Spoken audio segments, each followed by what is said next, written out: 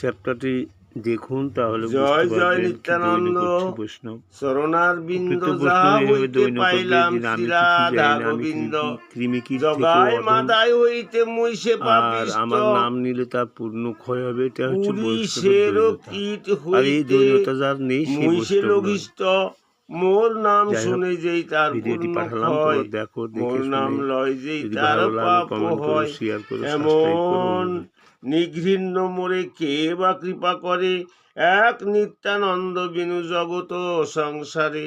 দেখুন কিভাবে দৈন্য করছেন। কৃষ্ণ ভক্ত কোনোদিন এরকম কথা বলবে না, কারণ যারা কৃষ্ণ ভক্ত প্রকৃতপক্ষে তারা নিজেরাই বলবে আমি ছোট, সেই কৃষ্ণ ভক্ত। আর যে বলবে যে আমি এই করেছি ওই করেছি, ওই আছে সেই আছে, জানবে তার ভিতরে কিচ্ছু নাই, ঢং ঢং খালি হাড়ি।